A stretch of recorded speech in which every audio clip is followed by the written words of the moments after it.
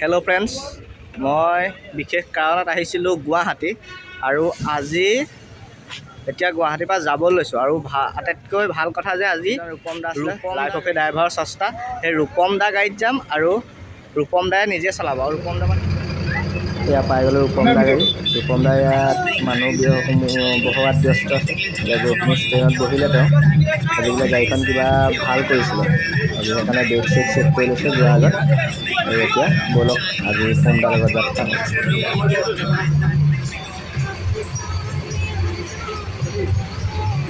এতিয়া বাজিছে সন্ধিয়া 7টা বাজিছে আৰু এতিয়া দবা পিটা বৰষুণ গুৱাহাটীত আৰু আমি যাবলৈ ওলাইছোঁ। গাড়ী ষ্টাৰ্ট দিছে আৰু এতিয়া আৰম্ভ কৰিছে। ব'লক আজি এটি ধুনীয়া যাত্ৰা ৰূপম দাৰ সৈতে।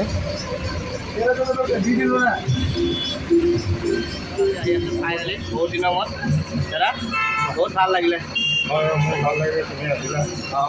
12 মিনিট লেট কৰিলা যে তুমি।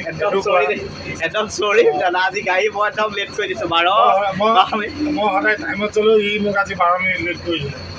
চৰি দে, একদম প্ৰথমতে ডাঙৰ ISBT ৰাস্তাটোৰ প্ৰতি আমাৰ গাড়ীখনে নেদেখিলে তাৰ আগেদি আহিল। দাদা আপোনাৰ নতুন কিবা আহিছে নেকি, মানে কিবা পৰিকল্পনা কৰিছে নেকি আপুনি? ভাবিতো আছোঁ কিবা কিবি চাওঁ এতিয়া গাড়ী চলাই থাকিলে। আজি ৰূপম দাৰ লগত আহি সঁচাই ভাল লাগিছে। ইমান এজন হাঁহিমুখীয়া মৰমীয়াল মানুহ। প্ৰত্যেকজন মানুহেই আহোঁতে মই দেখিছোঁ যিকেইজনে তেওঁক মাতিবলৈ আহিছে তেওঁক মাতিছে। এটা সুন্দৰ হাঁহিয়ে ইমান ধুনীয়াকৈ সম্ভাষণ জনাইছে আৰু সঁচাকৈ ভাল লাগিল আহি। আপোনালোকত যি আহে ৰূপম দাৰ গাড়ীত আহিব পাৰিব। ধুনীয়াকৈ ৰূপম দাক কণ্টেক্ট কৰিলেই হ'ল, আহিব ভাল লাগিব।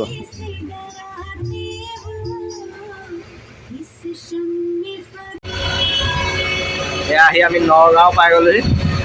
নগাঁৱত ৰখিছে, ইয়াতে অলপ ৰ'ব, মানুহ চব বাহিৰলৈ গৈছে। ইয়াৰ পিছত আকৌ আমি সকলোকে বহুত মই মৰম দিলোঁ, চেনেহ দিলোঁ।